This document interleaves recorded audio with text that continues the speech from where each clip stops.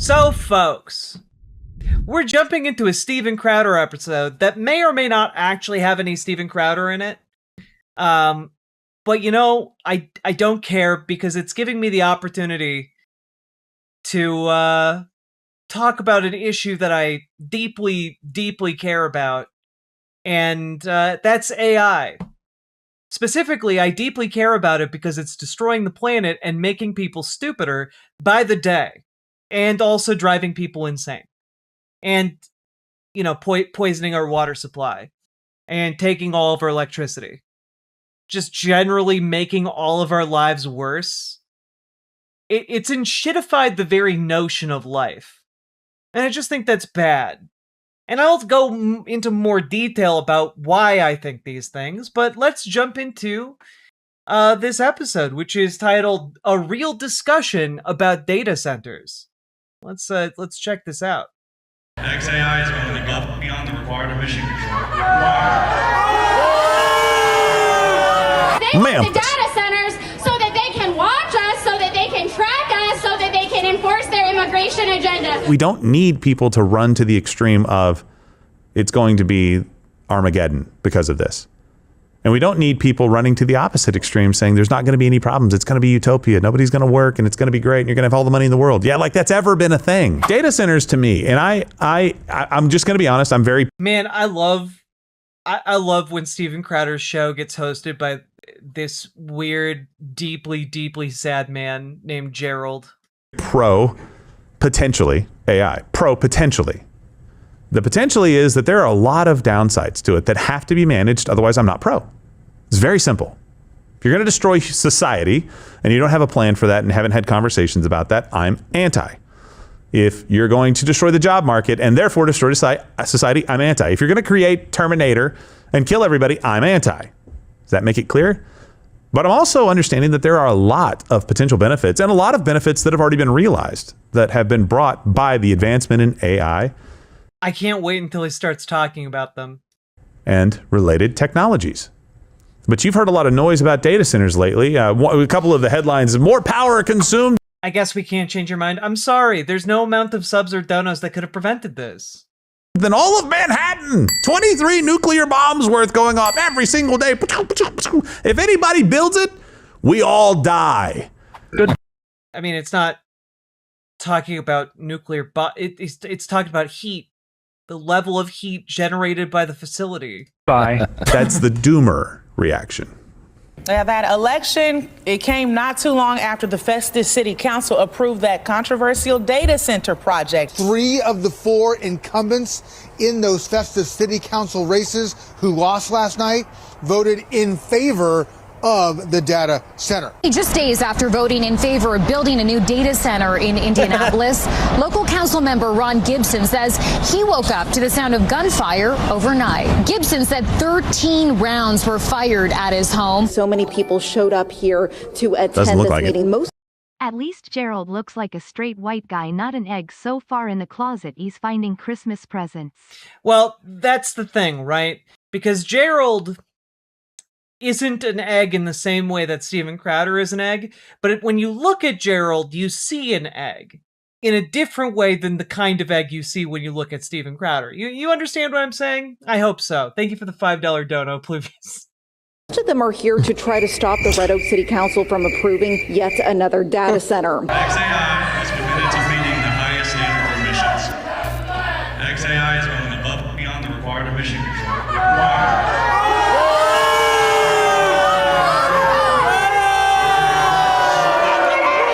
That guy's a cannibal. Eat the rich. Met with a whole lot of resistance. Wow, Gerald with the excellent zingers. Well, this guy's wearing an Eat the Rich shirt. Make sure George Soros isn't around him. He'll try and take a bite out of his old man heart. That's a joke. Can you be quiet and let our citizens hear what needs to be said, please? Multiple interruptions. Until eventually. For hell's sake, grow up. For hell's sake.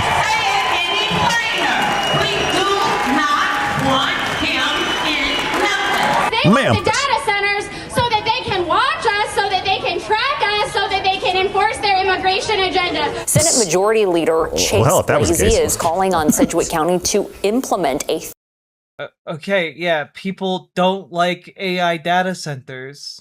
We've established this.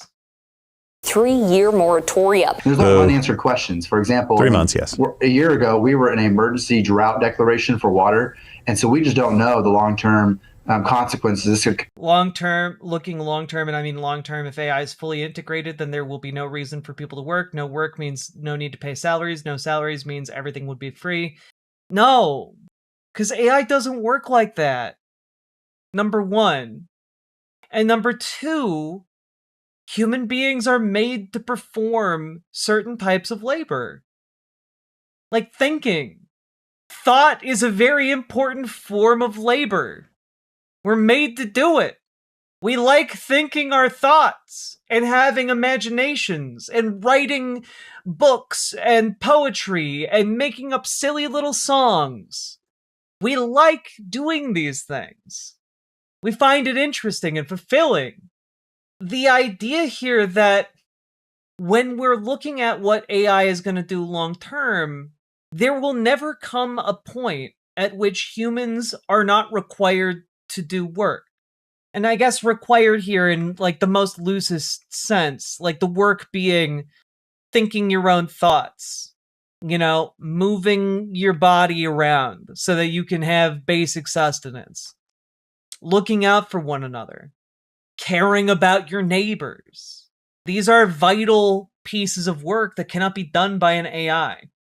And when we look at the world and who controls AI and who benefits from AI, the basic structure that is being put together is not to benefit you. It's to benefit a select few. You know, the oligarchs and their lackeys. You are not invited to Elysium. And the world that would come about, even if AI worked the way this assumption goes, would not be one worth a damn. Could cause our community in West Sedgwick County. Now listen, that's a more reasoned approach to it. Is like, hey, we just don't really understand the long-term consequences in data centers in this county, maybe taking water away from farmers. Yes. Okay. 3 years. No, Lane. You think if he's asking for 3, he's hoping to get maybe like 3 months, because 3 years is an eternity in this stuff. So maybe he's negotiating down. The reason we'll that's see. in there is because it's it's all over the spectrum. You're getting pushback. You're getting the people screaming and hollering, and you're getting Republicans that are saying there could be negatives to this too. So understandable. A lot of it's not measured, but some of it is. Yeah, no, and I think his approach was very measured. His time frame, if he actually wants 3 years, is a little silly, but some time to understand this. Yeah, I get it.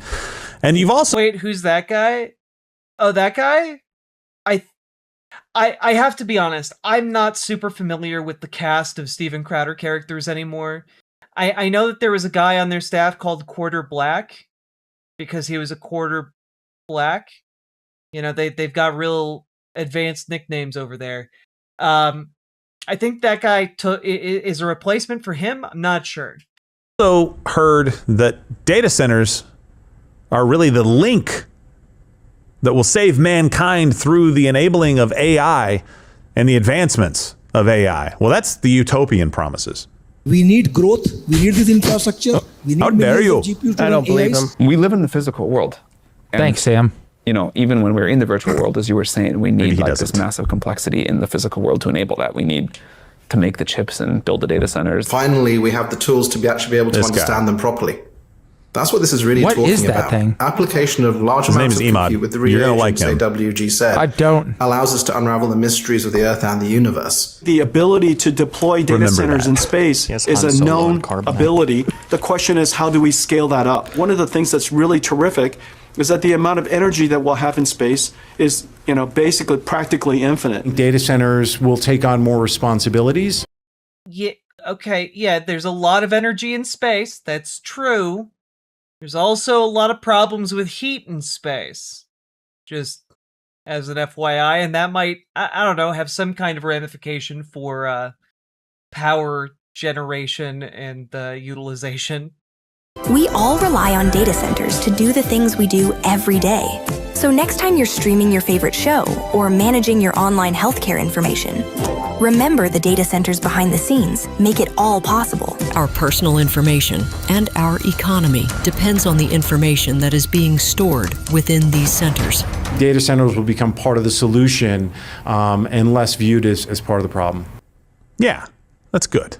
So I know we're starting a segment here, and before you go further, I want to let you know that we actually used AI to make you a decent stinger. Really? You put some effort behind it? Yeah, we did this time, and right, cool. I think you're going to like it. All right. I shill for AI.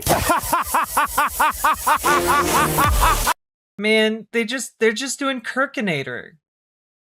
They're just doing the fucking Kirk. They aren't even doing original things with their AI.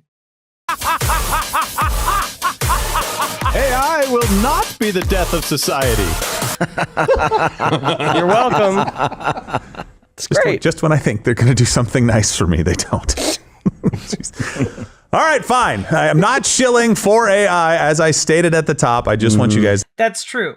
AI data centers are not the same as data centers pre-AI, or not being used to facilitate AI. To have a good understanding of this. By the way, in just a minute, we are going to go to Rumble Premium. If you are not yet a member of Rumble Premium, click that button below right now to make sure the data centers don't end up in your backyard. $99 a year. You get this wonderful mug here, co-branded with Rumble, or $9.99 a month to try it out. Please support us. If you don't, and if you're going to continue watching for free, please know that you are going on to Haley Karani. I judge by appearances. Emad is your guy.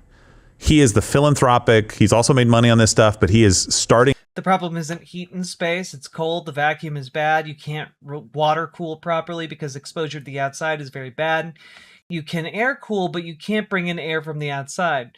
Yeah, which then creates a huge problem for like heat dissipation, right? Companies just to solve problems, not for huge financial benefit. And he's pushing everybody to solve all of the problems that are associated with this, that are societal problems. He is absolutely the most, well, I shouldn't say the most, and I shouldn't say absolutely, but he's very balanced. Both of those things can be, he's going to come back on me and be like, oh, wait, no, this is the guy that they call Quarter Black. Sorry. No, there's somebody else. And I was like, no, that's not the point. He is the kind of guy you want working on this. But let's get to... It was a joke based on the weird... I understand. I'm just saying, don't judge a book by its cover. Yeah, he's your guy. That's why you put a cover on a book. That's also true. Yeah, unless it's like a Playboy or something. So here is... Somebody doesn't understand. We've got kind of a new segment here other than Gerald shills for AI, which is not really true anyway. We're going to have charge and verdict, right? So here's the charge. Oh, really? Really? Where do you admonish yourself? Buckaroo. I'll do it later. Charge. The CCP is funding anti-data center protests.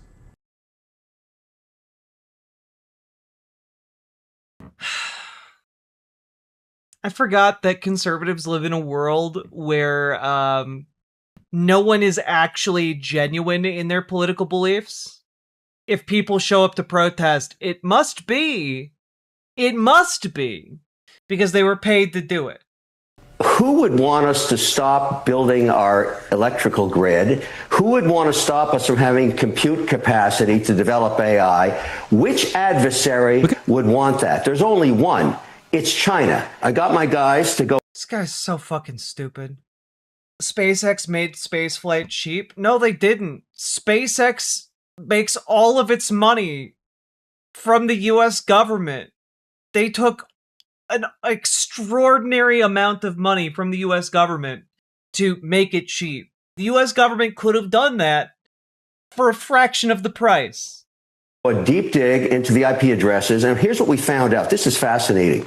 Party for Socialism and Liberation, run by somebody called Nivel Singham, pounding our social media with misinformation about Utah. Doing what? Wait, we found 2 cells inside of Utah. Cells. Alliance for a Better Utah. Taylor Kanosh, maybe, and Josh. He got a cutout of himself. Who are you guys? And why are you spewing all this misinformation out? You say for a better Utah? Why wouldn't you want national defense in Utah? Why wouldn't you want compute power? Lastly, Elevate Strategies, also a cell operating inside of Utah. Gabby Finlayson. Gabby, what are you doing? And who's paying you? Who's paying your bills, Gabby? Now listen, he is not making an outrageous claim, so the verdict is mixed. And here's why. yeah, Neville Singham and other CCP-linked entities have engaged in pushing anti-data center messaging. It makes perfect sense. We've talked about this before. To make an overall claim that China would obviously want to do anything that they can to overtake us in this race, and we're beating. Oh my god! Oh my god! Are we about to agree? Are we about to agree with this man? Them massively in data centers. It's not even close right now. We're doing a great job. And even Bernie Sanders invited 2 CCP agents to parrot propaganda at his existential threat of AI symposium. China recognizes the AI risks, and China is taking a try to balance between the innovation and the safety. You think China cares anything about safety? You can tell by the way it goes, and safety. The safety. Wow. Sure. That's what I care about. Very much. That's a Tsinghua University guy, by the way. Is it? What do you mean by he works there or a professor? He's a professor and head of their AI development and stuff at Tsinghua, which we'll get to in just at the end of this paragraph. Yeah.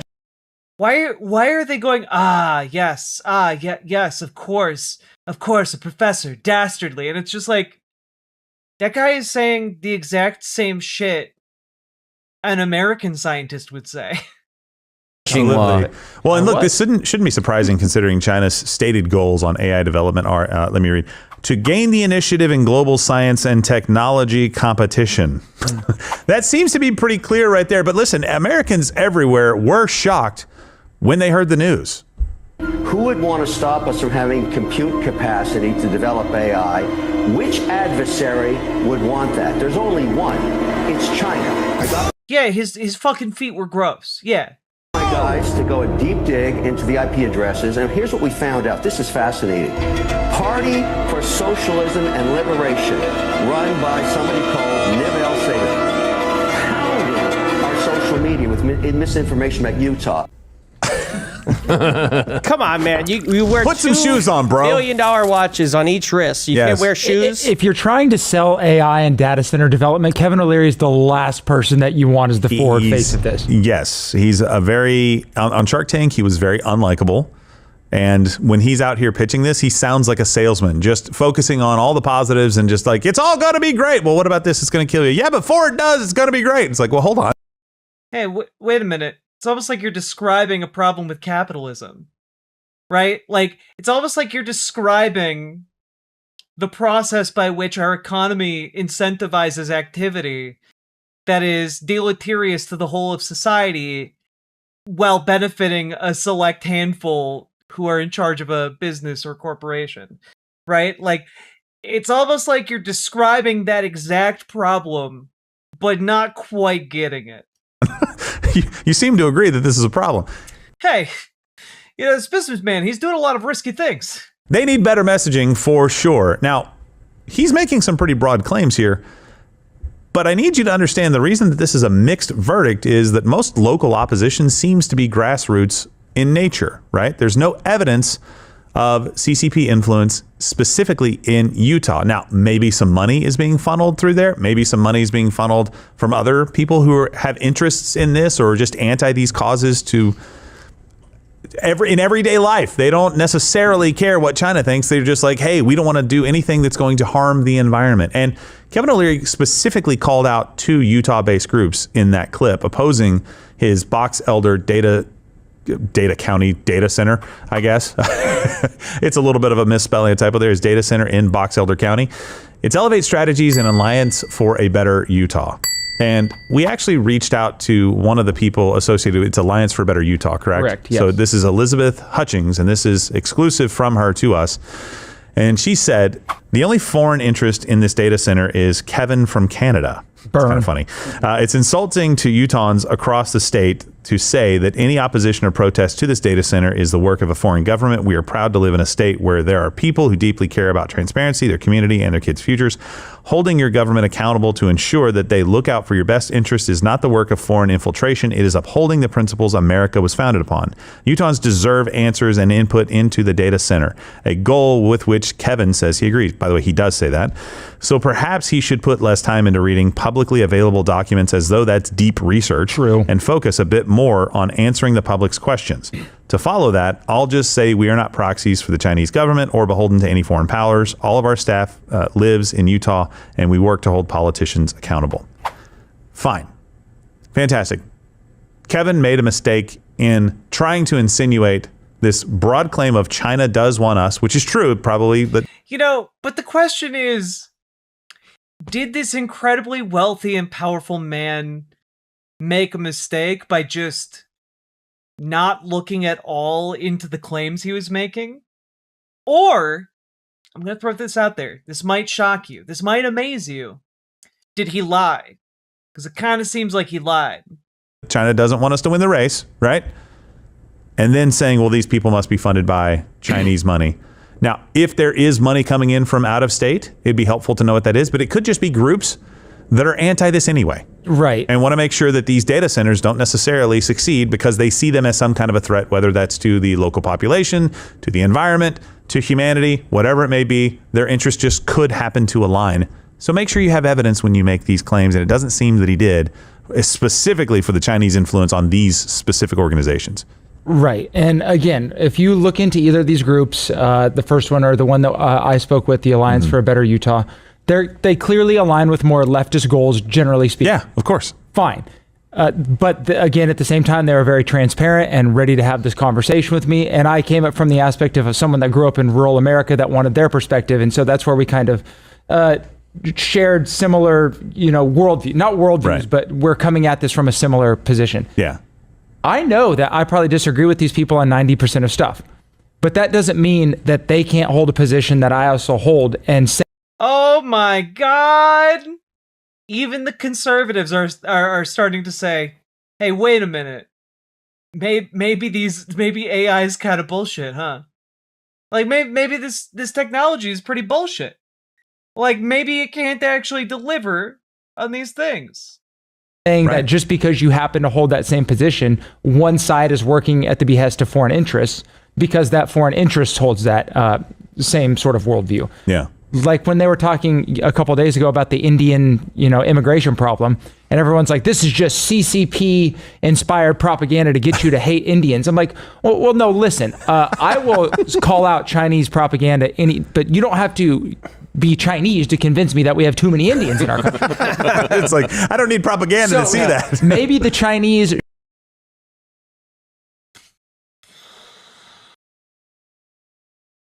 Yeah, these guys are super racist, by the way. Like, in case that wasn't, like, blaringly obvious, just like they are just openly salivating for an ethnic cleansing. And this, by the way, is not considered that far right of a show if you're conservative. Share a goal with, what is a democratic organization, but that doesn't mean that they're necessarily working in cahoots. And the reason I am more comfortable saying that is because if you look on the website they laid out, they don't even provide any proof of CCP affiliation. CCP money coming into these groups. Right. So it does seem like they showed a lot of different groups, funding from a lot of different areas, but none of it really directly tied back to the CCP at all. And what I think a lot of these people are doing is they know conservatives really resonate with the China threat, and so they just have started saying, "Oh well, if we don't have a great explanation, let's just call it the China threat." Yeah. Man, I love that this guy is even realizing. Yeah, conservatives will really jump after any kind of jangly key sound, won't they? That's it. Like, any kind of vague fear-mongering about some kind of non-white threat, suddenly they're all like, whoa, we all need to get on board with this xenophobic campaign to do ethnic cleansing. Like, that's all it takes. That's genuinely all it takes, that this guy is just, like, straight up saying it. To a conservative audience. Well, at the same time, the biggest beneficiary of the AI of the data center build out would be Jensen Huang, because NVIDIA is supplying the GPUs for all of these data centers. Just joined the board at Tsinghua University, which is basically... Would I be in trouble if I made fun of his looks? No. Basically a communist-controlled university. They kicked you out because you weren't communist enough or at all. I couldn't ask those questions because they were members of the Chinese Communist Party. So to act like all these people have these American values at heart when they're saying we have to win spare me. Tell me why it's going to be good for Americans and why Americans will prosper because of it. But if your only answer is, well, because China, I say that all the time. A lot of stuff is because of China. But just saying that because you're too lazy to explain what the real problem is not a good answer. Yeah, and I think there is an answer to that. We can talk about that at the end. Like, what is the potential benefit to America of winning the AI race with China? We can discuss some of the potentials there. I would love for them to talk about any of the ways in which they think AI is good or beneficial. I would love that. I prepped a whole bunch of resources related to this, and we haven't needed any of it because so far he's just saying, well, maybe China paid for it, maybe they didn't. Who can say? Probably not, though. And like that's all we got. That's all we have so far. Even like Steven Crowder's B team is terrible. That's saying a lot, considering who Steven Crowder is. He's pretty shit. Why is every single trans person pro-socialism and communism? Very strange pattern. It's not that strange. We've been alienated from the rest of society and pushed to the fringes, and in turn, many trans people get radicalized against the system that has oppressed us via economics and also like social stigma, right? It's not that weird. But also, I would just throw out there, a lot of trans people are still capitalists. Like, mostly the capitalist ones are just kind of, going to work elsewhere that's not the internet, right? Like, my job is being on the internet. That's how I live, right? Like, I have people in the audience who give me subs and donos in order to do this show and talk about these issues, right? Like, I'm funded by people like you, right? I, in turn, get to talk about the issues that I care about, the issues I think are important. And I think that people being oppressed economically is bad. I think authoritarianism is bad. And I talk about the reasons why people should embrace more democratic solutions to both our economic troubles and our governmental troubles.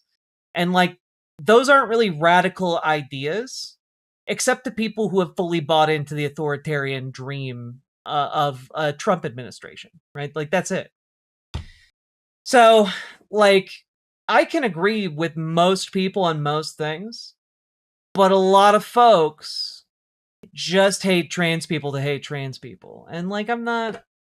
Well, at the end of the day, like, that winds up radicalizing trans people. You cannot be the object of hatred and fail to radicalize. Because by virtue of possessing the space you do as a trans person, that's already fairly radical in our society. And frankly, most of us just go, you know what? We're already hated. We might as well examine all of these preconceived notions that people absorb and hold on to without thinking about them. They aren't radical ideas, but in practice, they seem to be. Yeah, and I think it's worth investigating why that seems to be the case. And I would argue that democracy at work, well, it seems radical because we have been conditioned to accept our own exploitation. And I think that's wrong. And I think we should unlearn that and do better and, be freer and happier people as a result. I'm sorry, Mr. Evans. I don't think being trans inherently makes you interesting or cool. That's true. It doesn't. She's gone. Plenty of boring trans people out there. Oh, God! Why? Why did this happen? What could I have done? I should have done something. I could have stopped this. I'm sorry, son. There's nothing you could have done. There's nothing any of us could have done. Sometimes we just have to accept that some things are out of our control. But some things are in your control, like managing your crypto. What? Yeah, Rumble Wallet makes it super easy. You're in control of your crypto. It only belongs to you. Are you serious right now? Dead serious.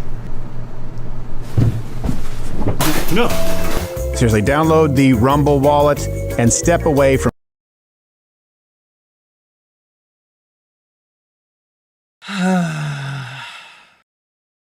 I feel like I'm the butt of the joke this time.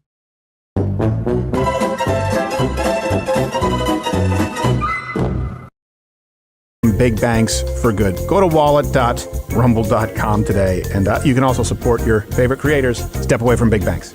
Rumble Wallet. Kevin's just a bit of a wiener sometimes. I think he's a very smart guy. I think he knows how to do business pretty well. He did miss out on like $800 million in a deal that would have only cost him like $600,000. So he even says that like nobody really hates trans. I don't know. There are literally thousands of people who come into my chat on the regular in order to tell me that they hate trans people, but okay. I think people just don't want to push on children. You're not interesting because you're trans. You're Jewot interesting and entertaining while spreading information and love. Much love to you and all who support you. Crystal Hazer, thank you for resubscribing with Prime over on Twitch. Hope you're doing well. And thank you for the support. It genuinely is what makes this show possible. Nobody really hates trans people. I think people just don't want it pushed onto children. You make whatever choice you want as long as people aren't forcing it on others. No one's forcing kids to be trans. People are forcing kids to be straight and cis, though, because kids who aren't straight and cis, who try to come out to their parents, are disproportionately kicked out of their homes. It's why LGBTQ youth are disproportionately homeless. And also worth noting, when people say trans people are being forced onto kids, what they mean is kids see trans people existing. Oh no, a character in a show is trans. Oh no, a trans person at your local library. Oh no, a trans person driving their car nearby. Oh no, a trans flag in somebody's backyard. These are the assaults that conservatives say are being pushed onto kids. It's just being aware of the world and the different kinds of people that exist in it. This is not, in fact, like being pushed onto kids. There aren't any parents who are like, if you're not trans, Jimmy, well, I'll beat you. Like, there's no parents like that. There are millions of parents who will beat their kid for being gay, though. There are millions of parents who will beat their kid for being trans, though. They do drag shows for children, though, just saying. Yeah, have you ever been to one of those? Have you ever been to a drag show for children? Do you want to know what, like, a drag show for children looks like? Let's just, open this up. Oh no! 2 silly and wacky hosts wearing weird outfits? On the Fabulous show? Oh no! Genuinely, it baffles me. Right? Like, this is like saying there was a dastardly agenda behind Thomas the Tank Engine to make children want to fuck trains. Like, that's the level of argumentation going on in the conservative anti-trans mind, right? Like, by putting trains with faces on the TV, the children are gonna want to become trains with faces.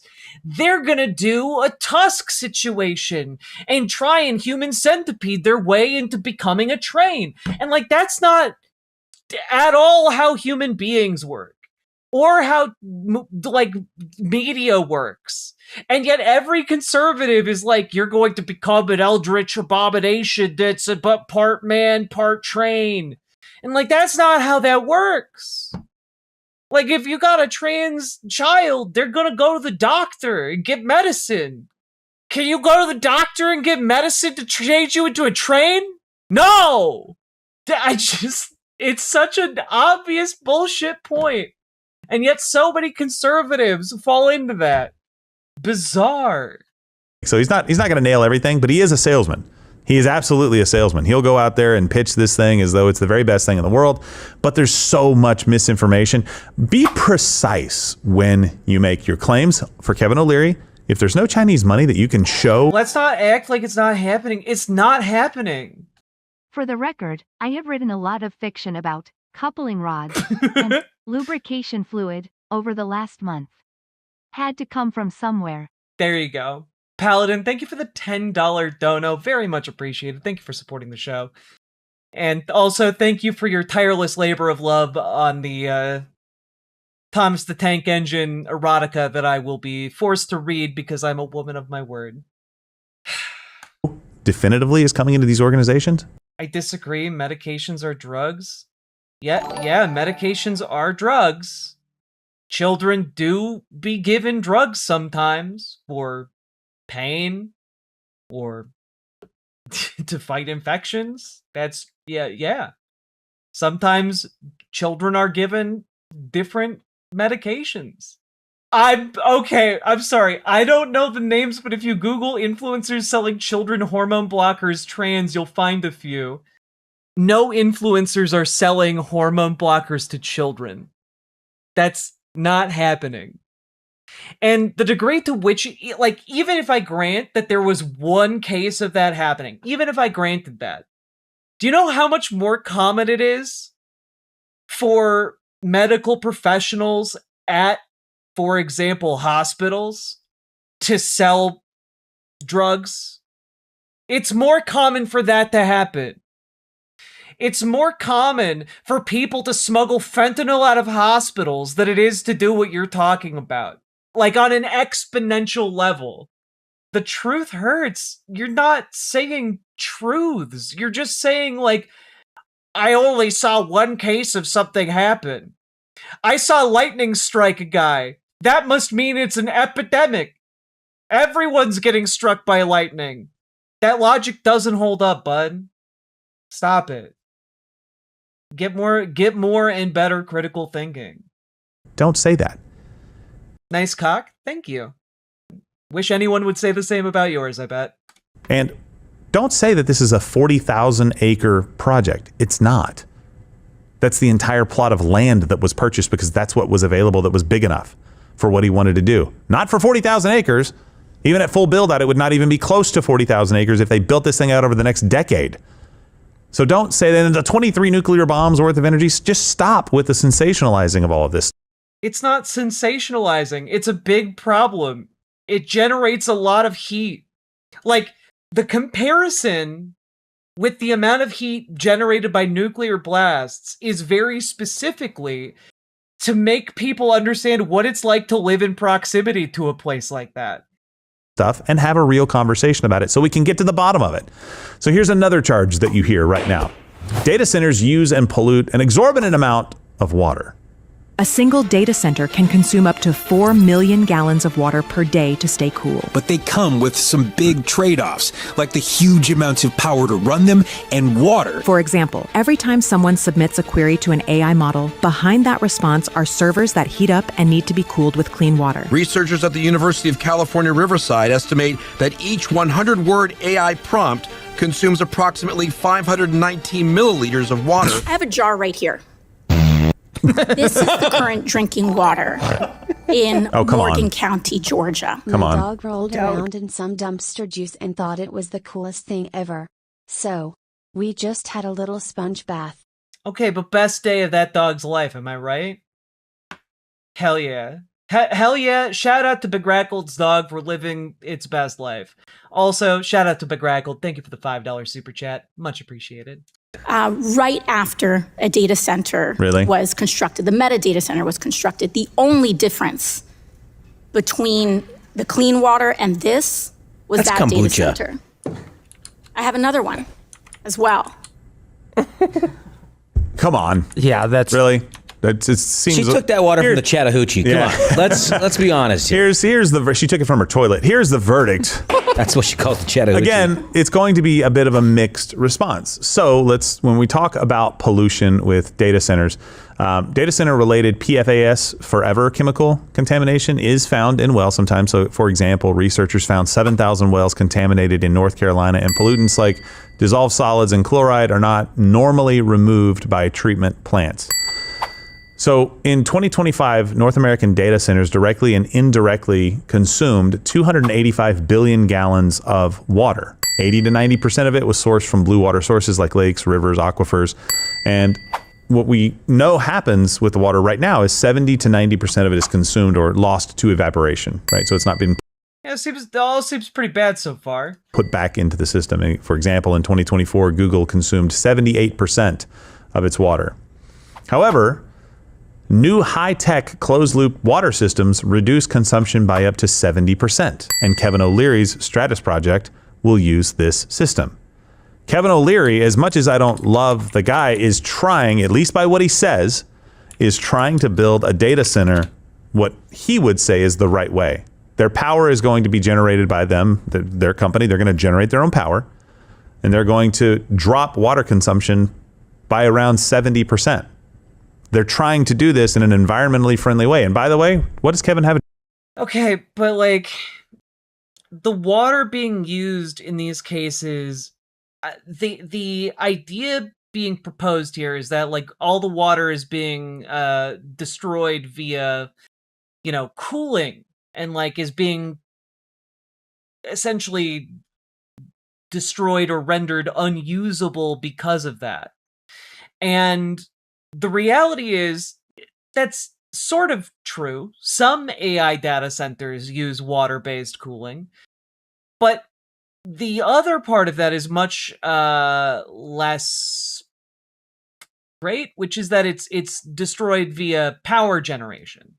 When we look at water and how it gets used by these AI plants, or not AI plants, but like AI data centers, it's power generation, it's cooling, and it's also construction. Like the way in which these facilities are constructed and like hooked up to local utilities, they're massive undertakings, and they can have immensely bad impacts on their local environments. So like the issue is more complicated than they're putting together here. Degree in? That's right, environmental studies. Kevin has worked on this for a very long time. He cares a lot about the environment. He also cares about making money, and sometimes I'm assuming the caring about making money part will override his caring about the environment part. But at the very least, with all of the information they've released, and it's a lot, they're saying we are going to do everything that we can to make sure that this doesn't have a negative impact on the environment to the very best of our abilities. It's up to you guys whether you think that's enough. And this would make sense as technologies progress. They become more efficient, more cost effective, and more environmentally friendly. That does happen. Yeah. The question is, well, in the short term, is it something we'll be able to come back from? Right. And that's what people like O'Leary and these other people pushing the data centers aren't explaining as well. Or really caring enough about. They don't appear to, at least. It's like, well, it will be fine in the future. Yeah, maybe it will. Probably it will. But if this happens for 5 years, can we come back from it? Right. My family that's... Yeah, I mean, like, and this is an excellent point, which is that, there is a limited, some kind of limit to the amount of damage we are going to be able to do to the environment before we finally get clapped with consequences that stop us from, utilizing AI as a technology or existing as a species altogether, right? Like, there's a limited amount of damage you can do before, all the water is gone, or, the planet is too hot, et cetera, et cetera, et cetera. What's the toll being paid? My family that's dependent upon the water source here for, 100 years to run their business, will that be gone and force us out of business in the next 5 years? Right. This is what Kevin O'Leary and others are failing to take into consideration. And I think by better messaging and showing you actually care about these concerns, you'd have a lot less pushback, at least from rational individuals. Yeah. Well, so here's the next charge. And I think this is probably the one that has sparked probably the most... Sparked? Sparked. Get it? The most outrage. Data centers raise power costs for the locals. New data centers are driving up utility bills in at least 13 states. This analysis found Americans who live near data centers are paying as much as 267% more for energy than 5 years ago. And in the next 5 years, the amount of energy consumed by commercial buildings like data centers... Yeah, also, like, that's a great point, Paladin Lost. Kevin O'Leary has absolutely not spent, like, a long time working on this AI data center bullshit. Like, Kevin O'Leary is an investor. He's a businessman. He doesn't... Like business people don't give a fuck about learning the integral details of, like, their different business ventures. When you're someone as rich as Kevin O'Leary, you pay someone to know that shit. Like, Kevin doesn't know what he's doing. He's just jumping on the AI bandwagon, same as every other entrepreneur. In Georgia will more than double. Data centers will add billions of dollars to costs to electricity rates in Georgia if we don't get better protection than we have right now. What does that mean?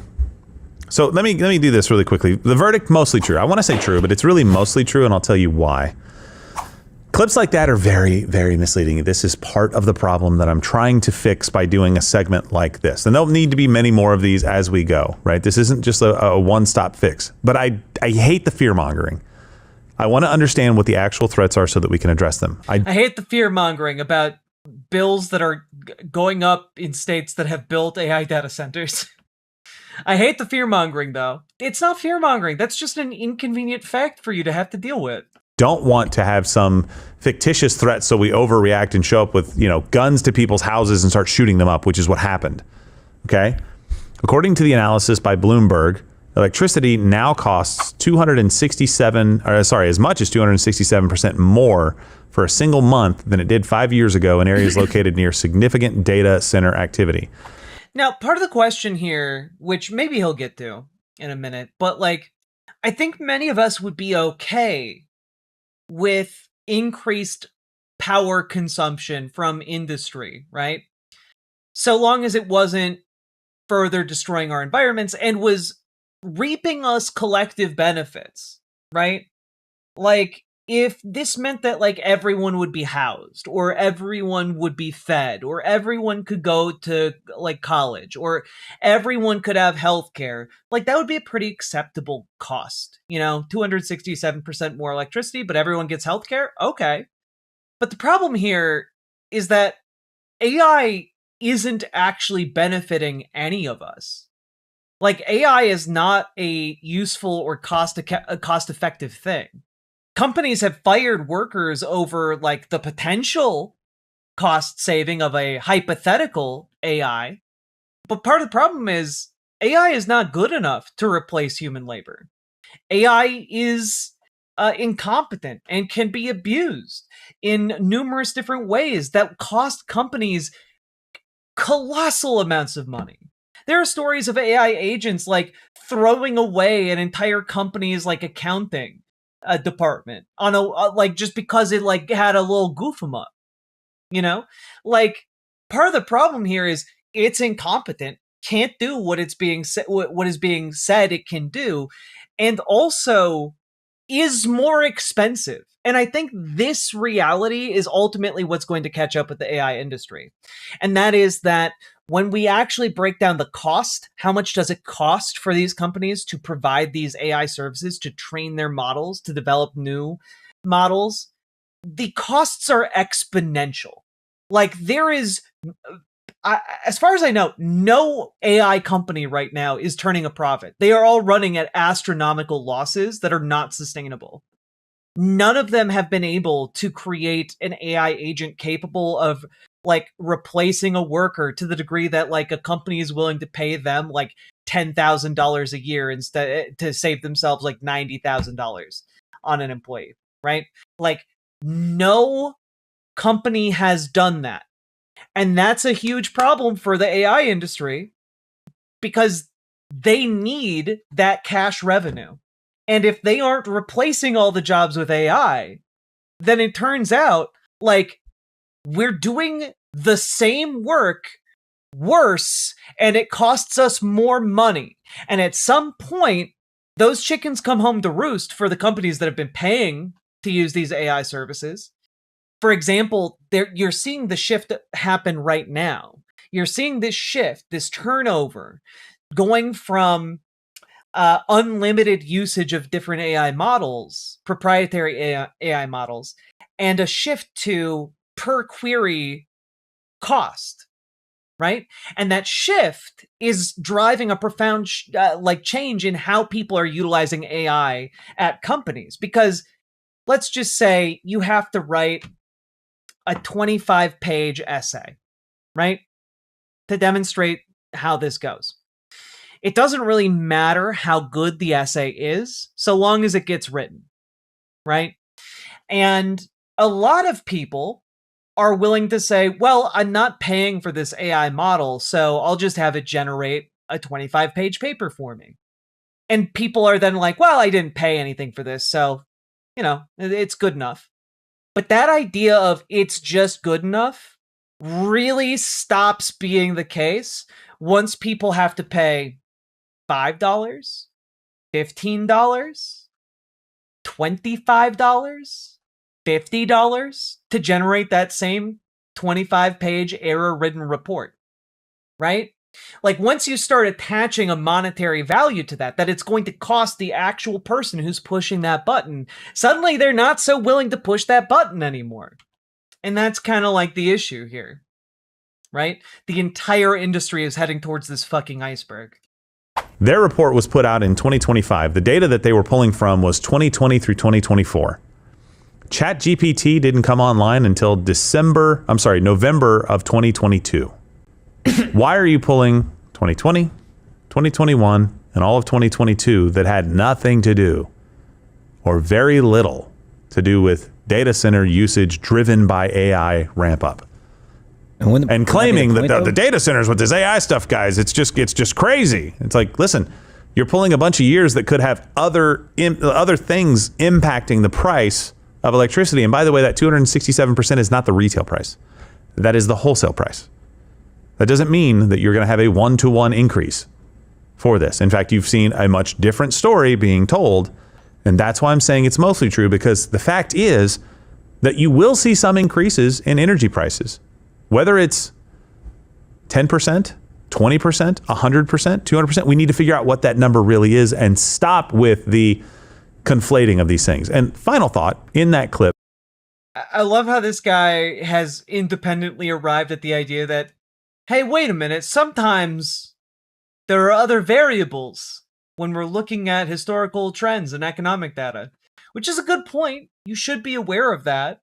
But also, it's pretty easy to track why electrical grids might be taxed more now as opposed to back then. In particular, due to power usage on the grid, which is trackable. From ABC, she said, to kind of drive home the point that data centers are bad, is that she said, from commercial buildings like data centers are going to double the amount of electricity consumed in the state. So now you're lumping in every single commercial building built in the state and data centers. Well, what percent? I'm sorry. Kind of drive home the point that data centers are bad, is that she said, from commercial buildings like data centers are going to double the amount of electricity consumed in the state. So now you're lumping in every single commercial building built in the state and data centers. Well, yeah, because industry takes up by far most of our electrical generation. It takes much electricity to move big machine. What percentage is data centers? Because that's the conversation we're having. Yeah, what percentage of power uses from data centers? What percentage of power is used by AI data centers? Let's take a look at the IEA, International Energy Association. What we know about energy use at U.S. data centers amid the AI boom. This is an article from October 24th of 2025 from Pew Research Center. Let's see. Electricity consumption at U.S. data centers is expected to more than double by 2030. Total U.S. electrical consumption hit a record high in 2024. That ceiling could rise if data centers continue expanding at the current pace. U.S. data centers consumed 183 terawatt hours of electricity in 2024, according to IEA estimates. That works out to more than 4% of the country's total electricity consumption last year. It is roughly equivalent to the annual electricity demand of the entire nation of Pakistan. By 2030, this figure is projected to grow by 133% to 426 terawatt hours, rather. So that's how much. Maybe might account for almost 10% of our usage by 2030. That's a really big bump up. That's a huge bomb to drop on any kind of localized electrical grid. It's like, I just don't... Of course that's going to affect the generator needs of an electrical company. right now, because certainly you're not telling me you're going to stop them from building every other commercial building in the state of Georgia, right? I don't think that's what you're going to say. So let's have an honest conversation about it and not cherry pick this information to prove a point and say it's going to cost billions of dollars. Okay, that sounds bad. Over how many people? What does that actually come out to? Because I would like to avoid it, but I need to know what kind of a level of threat this is. What DEFCON are we at here? And another study by Carnegie, and I like this one a little bit more, Carnegie Mellon indicated consumer price increases up to 25% by 2030. That's a much more concrete number because it's going to consumers, what consumers are going to have to pay. That's a big number, 25%, but it's not 267%. So it matters what these numbers actually are. And in a lot of cases, it's not 25%, and it's not driven by data centers either. That was the high number near regional activity. And that makes a lot of sense because if you do have a lot of these clustered together, like in Virginia, that's a huge hotspot for this. Like I would have a lot of concerns if I was a Virginian. For sure. And the best indicator that we could find when we were looking at this cherry picking is driving me insane. Of the amount attributable in power increase prices to AI and data centers itself was like 15 to 20% of the price increase. Of the increase. Yeah. Because in 2024 in that giant grid, PJM or the PMJ grid, whichever that one is in the East, it was like a $57 increase over the year. Most of that was due to natural gas and other energy increase in prices. But then there was also the capacity increase, which is you just don't have enough capacity to meet the demand. And most of that was driven by new data center build. And that was only like 15 to 20% of the added price. But the concern is that increased 400% year over year, which was a big outlier. So if that continues and they project that it will, then you could have major problems that would need to be addressed by forcing these companies to pay for the build out or forcing these companies to subsidize the rest of the people around there. Yeah. And I think that's a very reasonable thing. And honestly, yeah, it's a very reasonable thing, but they're hiding it from the community. They are deliberately hiding their water usage, their electrical usage. They are hiding their method of like heat dispersal. They are dumping toxic waste into community water supplies. Like these are all some pretty big costs, and they are all being built so quickly in order to avoid having to take responsibility for any of those things. The idea being, once we have the data center built, well, then what are you going to do? You're going to tear it down? Nah, you're not going to do that. We'll just pay a fine after the fact and we'll be okay. It's just the rich getting off the hook for breaking the law. That's all it is. The White House has actually come out in favor of that. They either produce their own power or they subsidize and protect the consumers around them, as well as all of the big tech companies that want to build the data centers and use that technology anyway, the hyperscale. Also, the big tech companies are the ones building the data centers. Like the big tech companies need data centers in order to function. They have complex agreements with the companies that are building the data centers and who are leasing out the data centers. These are complicated business arrangements, but it really boils down to just a wild slush of investor money, and they're running out of money. This is not sustainable. The amount of money they are burning through is inconceivable to the average person. Everybody is like, yes, we'll do that. They need to do that.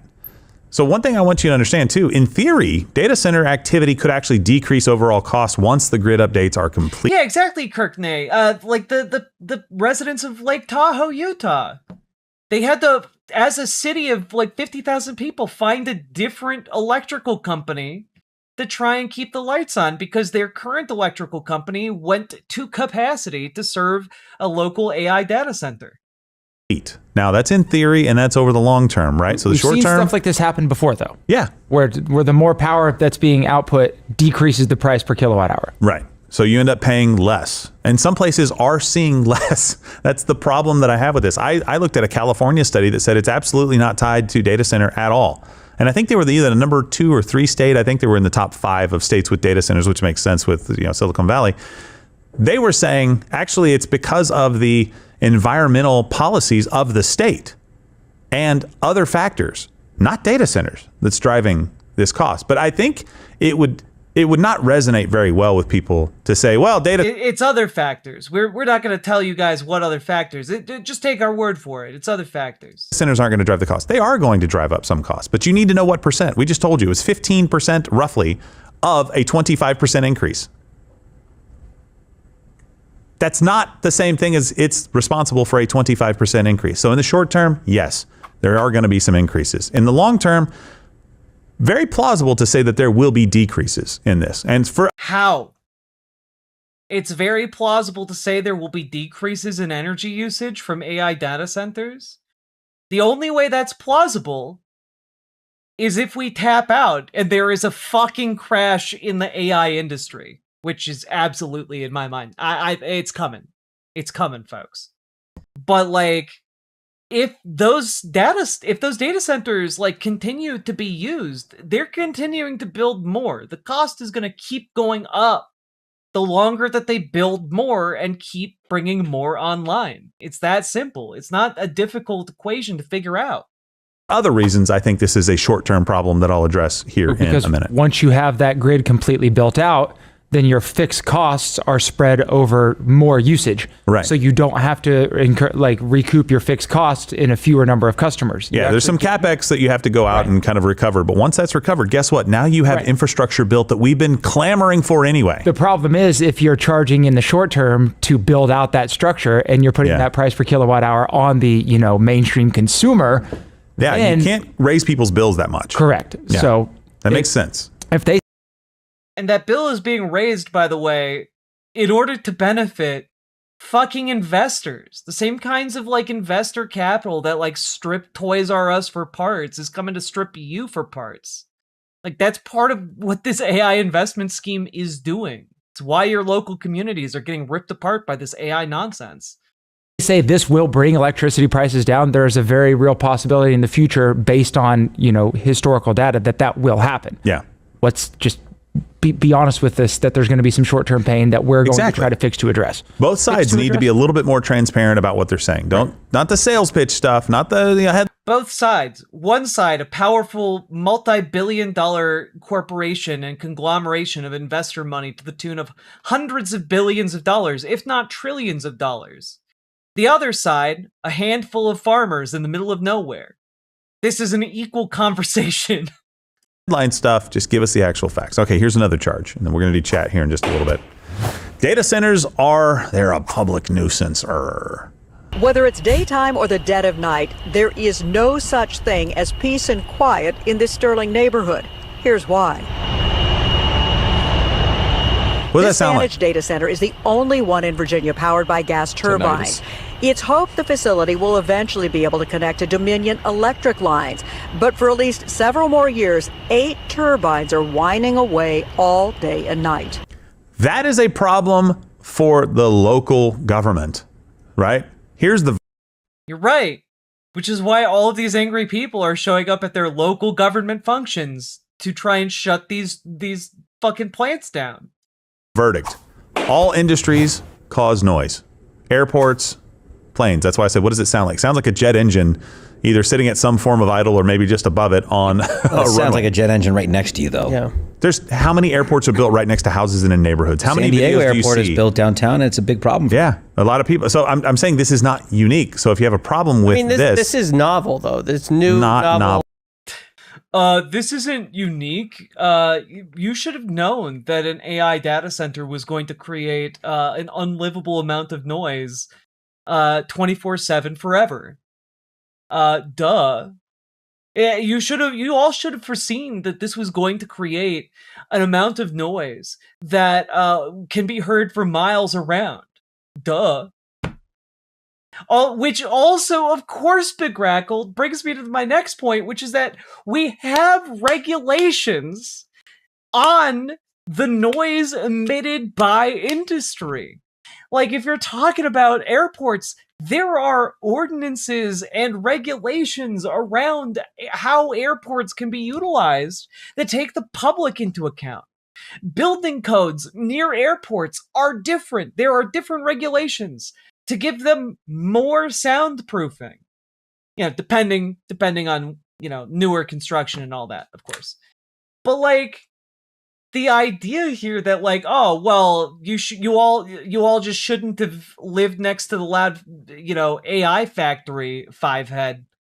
People don't have a concept of how much noise that makes. God.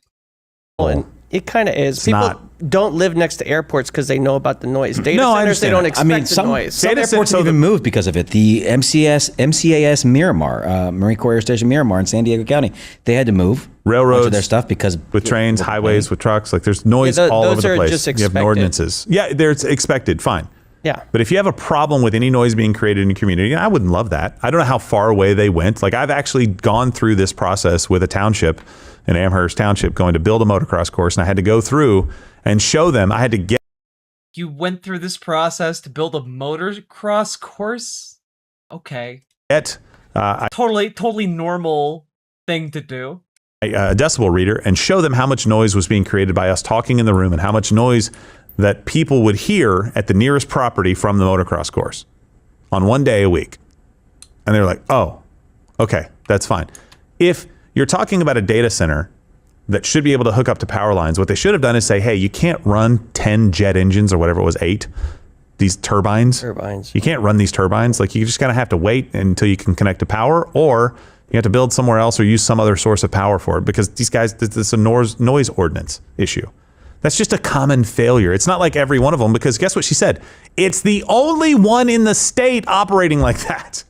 One. Also, it's the only one in the state. Okay, sure. But also, what benefit is actually being provided by these AI data centers in any of the towns in which they exist? Chat, say an AI data center opens in your town. What is the benefit to the town? Exactly. Like what does the town get out of that? Spicy water? Nothing positive? Yeah, there aren't any benefits. It's not like it's going to provide a massive amount of jobs long term. It's not like a factory opening up where like people are in the area are going to be able to go there and like find good paying jobs with healthcare and be able to like build a home and have kids and stuff. Like that's not what an AI data center does. And like there's no economic activity outside of like the AI data center paying like its land lease or like paying some kind of fee to the city to operate on its land. But like that's not really a huge benefit. Any business taking up that land would have to pay the same. But it would actually like employ people and keep money circulating in the local economy. Like there's nothing benefiting the town in this arrangement. Like you get the noise pollution, you get the water usage, you get like the actual pollution, you get like the you get all of the downsides, none of the upsides. And who's getting who's getting the benefits? It's the richest motherfuckers on the planet. That's who gets the benefits. Doesn't stay local. Is highlighted as the problem. Mm-hmm. Make sure that doesn't happen. But please don't make it sound like all data centers sound like that. Because all data centers don't sound like that. But a certain amount of them do. They don't. Now, here's the thing. There are a lot of positive benefits from this. And I want to point you to some good sources for this. The Moonshots podcast is great at pitching a very pro-human, positive future incorporating AI. Petricoroma, thank you. These guys they have what they call X prizes, that they go all over the world. They try to solve problems. They give a prize to people in the tens of millions of dollars sometimes to go and solve problems using AI and technology that will help everyday people everywhere in the world. They have been at the forefront of a lot of this. Now, they invest in stuff too. They're MIT graduates, some of them, a couple of Harvard guys, like very, very smart people who want a pro-humanity future. That's why I said Emod's your guy. He's a guest that comes on there, but Emod goes out and talks to a lot of other people on different podcasts about how to sustainably make sure we transition well. Yeah, I don't like all of his ideas, but he's focused on human beings and making sure that civilization doesn't just fall apart because of this, because nobody wants that in this group. There may be some other people. This might sound a bit controversial yet brave, but my opinion is we shouldn't embrace technology that actively makes our lives worse.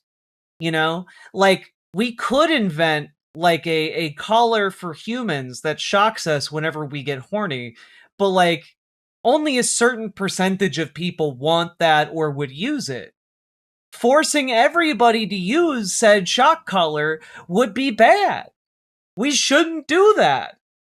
We shouldn't like be building our entire economy on the idea that everyone's gonna want to use the collar that shocks you when you're horny.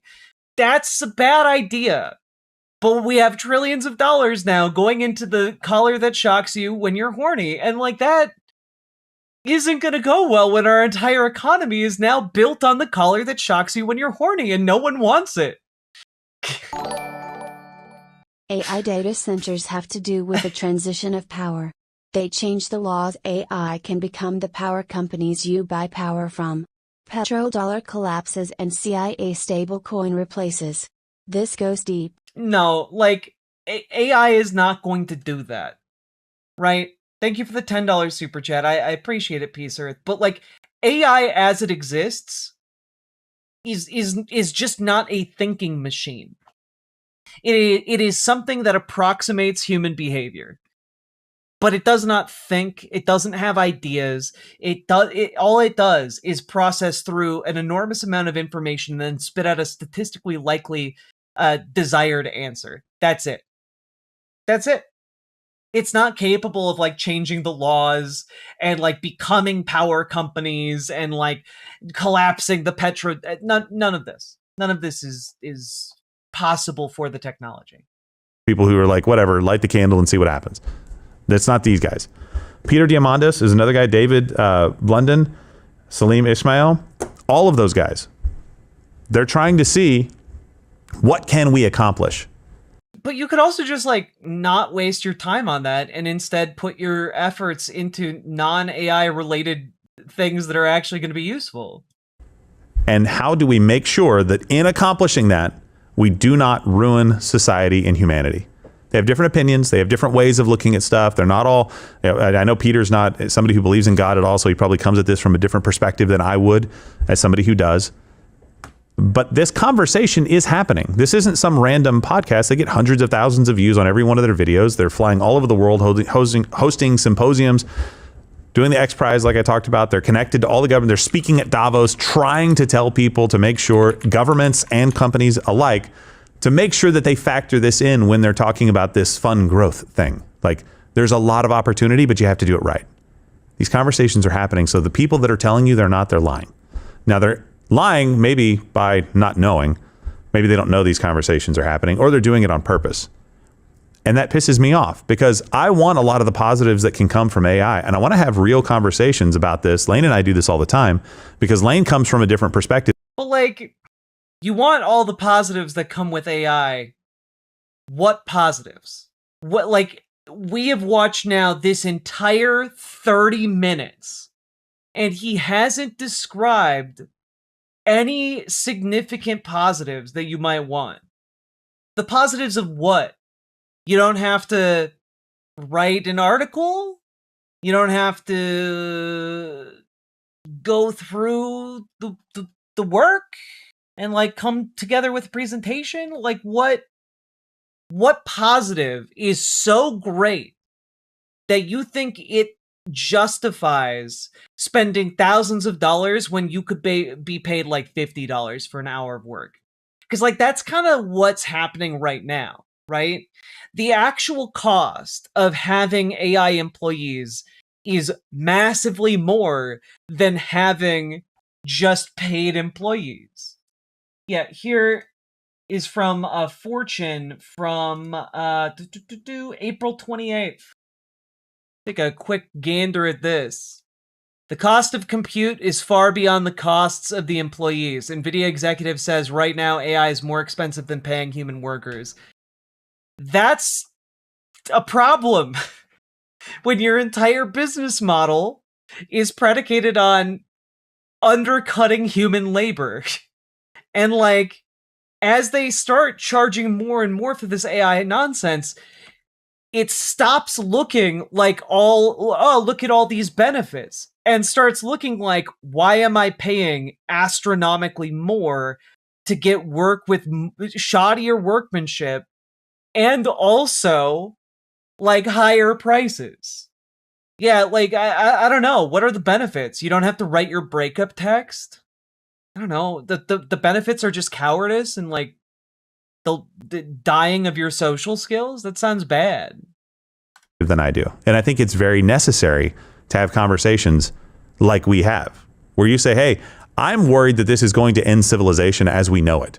The purposelessness of human beings, if X, Y, and Z happen in AI, is very troubling. And it is to also, can we just like take a moment to the people who think like, well, in the future, humans would have to do any work because AI would cater to all of our needs. What a sad, miserable existence in your mind. Like, what a pathetic way to comport yourself as a human being. You're the beneficiary of like hundreds of thousands of years of your ancestors surviving, millions of years prior to any recognizable kind of human, right? And instead of like sitting in the wonder of your existence, instead of like partaking of the, rituals and ideas that we have inherited, instead of doing any of that, instead of utilizing your free will, your intellect, your logic, instead of doing any of that and like creating art and communicating with others and like building meaningful relationships, instead you sit there and you think, well, the machines have done all of our work and now we can do nothing. And I guess our species will just die. Like, I don't know. I think more of humans than that. I think human beings are generally pretty great, and that we're curious. We want to know more about what's going on in the universe. We want to know more about what's going on inside each of our own universes. Your mind, dear viewer, is forever unreachable to me in any like empirical sense. I have no idea what you guys think. I have no idea what you guys believe. Because all I know is my own mind, my own mental processes. I don't know yours. And so it is an internal struggle to actually communicate and understand one another and like build that common trust and sense of decency towards one another. And like that, I think, is a beautiful part of humanity. This constant struggle to know one another and to be known. This constant struggle to like explore the unknown, both within ourselves, within others, and out in the world. And I think that that's a really great aspect of us. And to say, well, I guess if all of our needs were met, human creativity would just die. I don't know. I think if all of my needs were met, I would still want to make art. I'd still want to talk about ideas. I'd still want to like build an even better life for those who come after. I think doing shit together is cool. And the people who sit back and they're like, well, AI will take care of all that. What an impoverished worldview. Me as well, right? But if you don't have anybody pushing back on it, you can't have these conversations. But we don't need people to run to the extreme of it's going to be Armageddon because of this.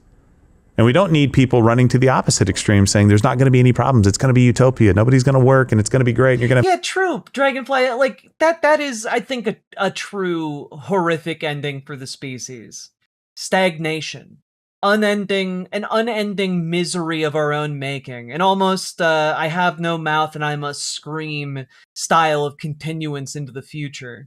Where all of our needs are provided to us by AI. And we are undying, unchanging, unable to perceive anything except our own suffering. Like that is the kind of world that like AI perverts want for us. And like, I don't know. I don't think AM is aspirational. All the money in the world. Yeah, like that's ever been a thing. That's not true.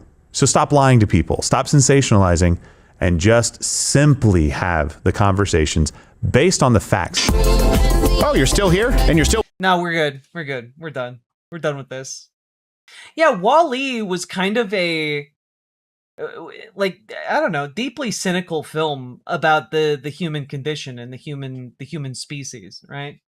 Like, I just don't think humanity would ever become what Wall-E imagines. Yeah, we're free. We made it through. I don't know, man. Nothing bums me out quite like people who dick ride for AI. I have had the conversations based on the facts. That's why I hate AI with a burning passion. Hell yeah.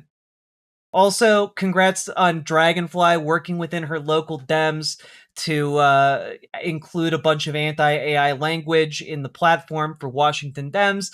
Appreciate you, Dragonfly. You're an example of what people can do when they join up with their local Dems and organize. Folks, get involved with your local Dems, get involved with your local DSA, get involved with Progressive Victory. We have links to Progressive Victory down below in the description, and if you want to join your local Dems or your local DSA and don't know how, join our Discord, reach out to Dragonfly for help joining your local Dems, reach out to GamerG for help joining your local DSA. We want people to get involved because it's very important we start using all the levers of power available to us in order to make the change we want to see happen in the world, because we gotta. I know it's inconvenient, but we gotta. There are fascist goons in masks running around ripping people out of their homes. We got concentration camps being built on our shores. We got AI data centers stealing the water and electricity from entire regions. We've got huge problems, and we need people to get politically involved so that we get huge solutions. All right? We cannot band-aid our way out of this problem. So folks, get involved. We'll help you do it. All right? And also, I will just say, if you got anything out of this, hit the like button, subscribe, leave a comment. Let me know what you think about are you an AI pervert? Are you an AI gooner? Are you an AI abhorrer? Let me know. What are you in the comments, all right? And why? Also, check out ImogeneOlivia.com. Gender euphoric lingerie designed from the ground up for trans femmes. Also tested with cis men, cis women, non-binary people. Check it out. It is sexy, comfortable lingerie that's non-tucking. Check it out. ImogeneOlivia.com. Link down in the description. Riverboat Jack is coming to town. All the viewers gather around. Twitch and YouTube and swishy streams. All that content is bursting the seams. Politics, being and plenty more. Your sense of fashion you'll adore. So grab your stuff and hop aboard. We're going straight to Jack's Discord.